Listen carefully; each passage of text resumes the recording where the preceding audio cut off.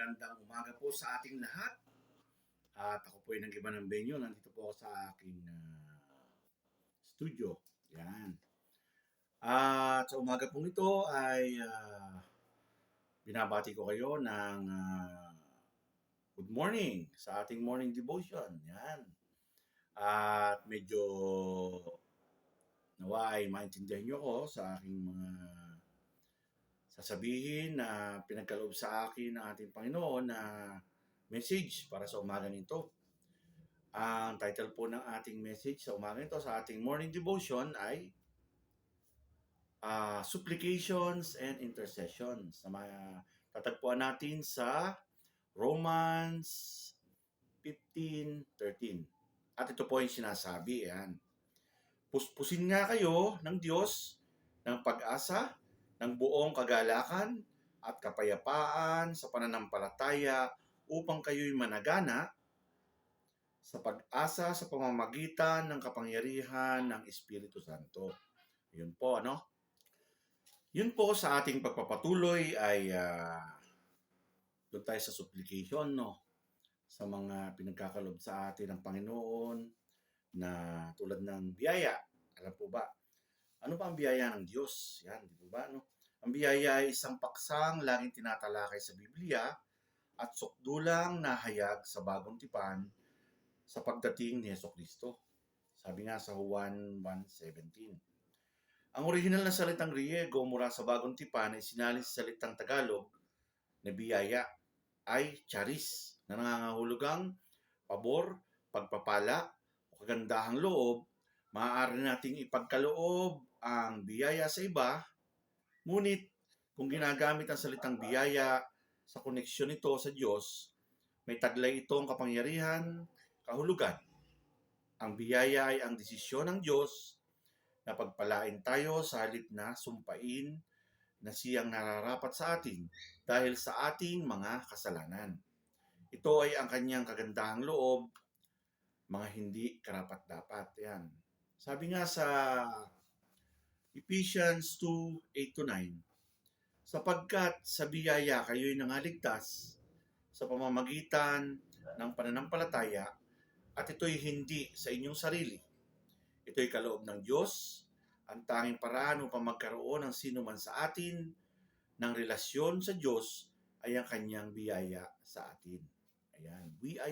We are saved by grace. Yan.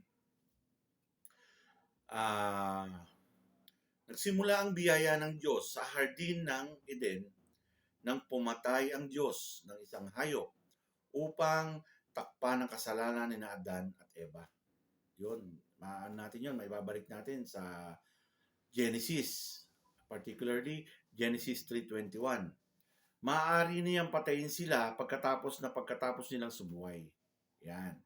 Ngunit sa halip na puksain sila, nagpasya siya na gumawa ng paraan upang maituwid ang kanilang relasyon sa Kanya. Ang tema ng biyaya ay nagpatuloy sa buong lumang tipan nang itatag ng Diyos ang paghahandog ng dugo ng mga hayop bilang pampalubag loob sa Kanyang puot sa mga kasalanan ng tao. Yan. Hindi ang dugo ng mga hayop ang naglilinis sa mga kasalanan, sa mga makasalanan. Ang biyaya ng Diyos ang dahilan ng Kanyang pagpapatawad sa mga nagtiwala sa Kanya. Yan, matatagpuan natin yan sa Hebrews 10:4, Hebreo 10:4 at Genesis 15:6. Yan. Inumpisahan ni Apostol Pablo ang marami sa kanyang mga sulat sa mga salitang sumainyo nawa ang biyaya at kapayapaang mula sa Diyos na ating Ama at Panginoong Hesukristo. Yan. Yan, matatagpuan niya sa Roma 1:7, Efeso 1:1, 1 Corinthians 1:3. Yan. Ang Diyos ang nagpasimula ng biyaya at mula sa Kanya, nagmumula ang lahat ng biyaya. Yan. Parehong pinakikita ng Diyos ang Kanyang awa at biyaya, ngunit hindi sila magkapareho. Pinagpapaliban ng awa ang kaparusahang nararapat para sa atin. Ibinibigay naman ng biyaya ang pagpapalang hindi sa atin, hindi natin karapat-dapat tanggapin sa kanyang awa. Pinili ng Diyos na pawalang bisa ang ating utang sa Kanya dahil sa ating mga kasalanan sa pamamagitan ng paghahandog ng Kanyang banal na anak upang siya nating maging kahalili. Di po ba? Si Jesus Christ namatay sa krus ng Kalbaryo. Yan. Ibinigay ng ang Ama na sa langit, si Jesucristo, upang tubusin tayo ng kanyang dugo. Yan, sabi nga sa Tito 3:5 at 2 Corinthians 5:21. Ngunit higit pa sa awa ng kanyang ipinadama, dahil pinagkaloob din niya ang kanyang biyaya ng kaligtasan sa kanyang mga kaaway. Yan, sabi nga sa Romans 5:10. Pinagkaloob niya sa atin ang kanyang kapatawaran sa Hebreo 8:12, Efeso 1:7, pakikipagkasundo, yan, Colossus 1:19-20, buhay na ganap at kasiyasiya. Yan. Sa Juan 10:10, walang hanggang kayamanan. Yan. Kumbaga supplication, mananagana, di ba? Ang kanyang banal na espiritu, sabi nga sa Luke 12:33. At sabi sa Luke 11:13, at isang lugar sa langit na kasama niya isang araw. Yan, kapag tayo'y iniwan na natin ang lupa, talagang meron tayong lugar. Kung talagang nagtiis ka at ikinip mo ang pananampalataya mo hanggang sa huli, ay meron kang isang lugar sa langit na kasama niya isang araw. Yan. Sabi nga sa John 3:16, ayun yung ating laging for God so loved the world, Kung tatanggapin natin ang kanyang imbitasyon at ilalagak natin ang ating pananampalataya sa ginawang paghahandog ni Kristo. Yan. Di po ba yung wala namang ibang makaaabot sa Diyos kung talagang ang pananampalataya mo ay aandap-andap o putol-putol, ay sigurado na hindi natin maaabot ang ating Panginoon. Kaya nga sabi, ang ating Panginoon, manampalataya ka sa akin hanggang sa huli. Pero may kautusan pa rin. Siyempre, habang nananampalataya ka, kailangan natin ng pag-aaral ng Biblia, kailangan natin ng discipleship, kailangan natin na yung pag napag-aralan natin salita ng Panginoon ay sa pamuhay natin. Dahil sa pagsasamamuhay natin ito, pag may nakakita sa atin, si ganito na pala ngayon na nagbago na siya. At saka magandang ginagawa niya. Ganun ang nangyayari, parang nagiging isa kang walking Bible. Kaya hindi ka pa nagpapahayag sa kanila ng salita ng Diyos, ay nababasa na nila ang mga sa kilos mo at sa gawa. Alam nila na nakakahawang pananampalataya sa Panginoon, kaya kailangan lang natin ay ipaalala uli sa kanila na dapat tayong bumalik sa ating Panginoon at ikip natin ang ating pananampalataya hanggang sa uli. At ganapin natin ang dapat na sa Panginoon na kung tawagin natin ay evangelism. Kailangan po nating ipahayag sa iba at i-share sa iba kung ano ang idudulot o ano ang kaligtasan. Yan. Yan nga po, yung ating sinimulan. Kasi simula lang uli natin ang discipleship program. Nawa po ay tayo ay maka-attend. Nawa po ay makasama tayo sa ating pag-aaral upang lahat tayo ay tulong-tulong. Hindi lamang tayong laging napunta sa church, masasama-sama at mag-aaral. Kailangan tayo ay madagdagan at sila ay maipahayag natin sa kanila ang kaligtasan hanggang sa tubig ng bautismo. Ayan, bilang isang kasabihan, ang biyayang nagliligtas ay ang tumutukoy sa katangian na siyang dahilan upang maging katanggap-tanggap ang isang tao o bagay. Ngunit, hindi ito ang biblikal na kahulugan. Ang salitang biyaya sa Biblia ay nangangahulugang ang hindi pinagpagurang grasya ng Diyos na ibinibigay sa mga tao para sa kanilang kapanganakang muli o pagpapaging banal o ang kagandahang loob ng Diyos sa mga hindi karapat-dapat. Yan, yung mga hindi karapat-dapat, kapag ka nakilala niya ng Diyos, ay magiging karapat-dapat sila sa ating Panginoon. Sa isang biblikal na kahulugan, ang biyaya nagliligtas ay ang biyaya ng Diyos na nagligtas sa taong makasalanan. Yan. Sinasabi nga sa kasulatan na ang biyaya, ang hindi mababayarang pabor ng Diyos ay kinakailangan. Ano po? Sapagkat sa pamamagitan ng mga gawa ng kautusan ay walang laman na aariing ganap sa paningin niya. Yan. Romans 3:20. Ang tanging paraan upang matanggap ang biyayang nagliligtas ng Diyos ay sa pamamagitan ng pananampalataya kay Kristo. Kaya ang pananampalataya kay Kristo talagang kailangan ma-earn mo yan eh.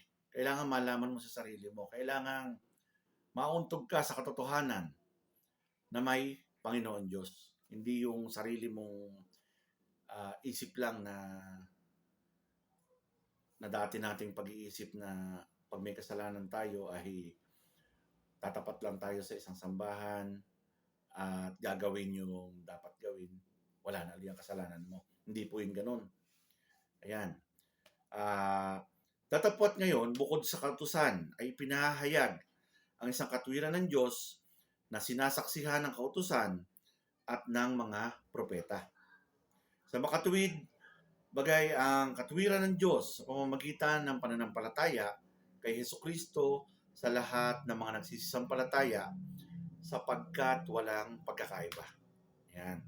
Sa Romans 3:21-22. Ang sabi nga, ang biyaya ng liligtas ay nagreresulta sa pagpapaging banal. Ang proseso kung saan hinuhubog tayo ng Diyos upang maging kawangis ni Kristo. Yan nga po. Sabihin, kung paano si Kristo, kailangan maging ganun din tayo. Hinuhubog tayo na maging siya. Yan. Sa oras ng kaligtasan, sa biyaya sa pamamagitan ng pananampalataya, ginagawa tayo ng Diyos ng mga bagong nilalang. Ayan. 2 Corinthians 5:17. At ipinangako niya na hindi niya kailanman pababayaan ang kanyang mga anak. At totoo naman nangyayari ngayon. Kung kayo nananampalataya kay Kristo, mangyayari po ito sa inyo. Ayan. Na ako'y may lubos na pagkakatiwala sa bagay na ito, na ang nagpasimula sa inyo ng mabuting gawa ay lulubusin hanggang sa araw ni Hesukristo. Ayan, di po ba? Kumbaga, ang pangangalaga sa atin, kumbaga, ang pagpapasagana at mga pangangailangan na kailangan natin, lalo na Kristiyano ka, ay lulubusin hanggang sa araw ni Hesukristo. Sa araw ng kanyang pagbabalik, sabi nga sa Philippians 1:6. Wala tayong anumang may pagmamalaki sa ating sarili sa harapan ng Diyos. Sabi nga sa Romans 3:10-11. Wala tayong biyayang nagliligtas sa ating sarili. Bilang mga taong hindi katanggap-tanggap sa Diyos, tinatanong natin kasama ng mga alagad ni Jesus, paano kami maliligtas? Yan. Tiyak ang sagot ni Jesus, ang imposible sa tao ay posible sa Diyos. Yan lang ating sasagot. Paano ba ako maliligtas? Halimbawa, nag-share tayo. Ano ba yung kaligtasang sinasabi mo? O yan. Sabihin nyo lang. Ang imposible sa tao ay posible sa Diyos. Sabi nga sa awitin, nothing is impossible. Yan. Sa Lucas 18:26-27. Ang kaligtasan ay gawa ng Diyos. Ibinibigay niya ang biyaya na ating kinakailangan. Yan. Ang biyayang nagliligtas. Sa atin ay si Hesukristo lamang mismo. Yan.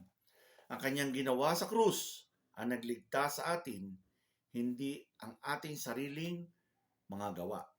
Yan nga po. Kumbaga, napag-aralan po natin kanina sa ating yung first lesson natin sa ating discipleship. Yan. Hindi sa ating sariling mga gawa tayo maliligtas, kundi yung kanyang ginawa sa krus ang nagligtas sa atin. Yan. Madaling isipin na nasa pamamagitan ng ating pananampalataya, may kaunti tayong ambag sa ating kaligtasan. Yan. Hindi nga ba't kailangang ilapat sa atin ang katwiran ni Kristo at tila ang ating pananampalataya ay galing sa atin. Ngunit sinasabi sa Romans 3:11 na walang sino man ang humahanap sa Diyos. Yan. Sinasabi sa Efeso 2:8-9, sapagkat sa biyaya kayo'y nangaligtas sa pamamagitan ng pananampalataya, at ito'y hindi sa inyong sarili, ito'y kaloob ng Diyos, hindi sa pamamagitan ng mga gawa, upang ang sino man ay huwag magmapuri, magmataas, o magyabang, maggaling-galingan. Ano po? Ayon sa Hebreo 12:2, si Jesus mismo ang may akda ang nagpapasakdal sa ating pananampalataya. Yan. Ang biyayang nagliligtas ng Diyos ay kumpletong kaloob ng ating Diyos. Kahit na ang ating kakayahan na tanggapin ang biyayang nagliligtas ay kaloob din mula sa ating Panginoon Diyos. Ayan po mga kapatid, nawa po ay sa umagang ito ay may natutunan tayo at patuloy po tayong mag-disciple, magturo, mag-aral, at atin pong isapamuhay at atin pong i-share sa iba. Pagtulong-tulungan po natin dahil alam natin na lagi natin inuulit-ulit na napapanahon na at alam natin na pabalik na ang ating Panginoon Diyos. Kaya maraming salamat po at nawa po ay na-bless kayo sa umagang ito sa ating morning devotion. At nawa ang bawat sa atin ay tumanggap ng walang hanggang biyaya ng ating Panginoon, ligtas anumang sakit, at nawa ay ang kalusugan ang manguna sa atin, at lalo na palakasin natin pananampalataya at para ang bawat isa ay patuloy na makasamba sa Kanya. Okay? Good morning po and God bless.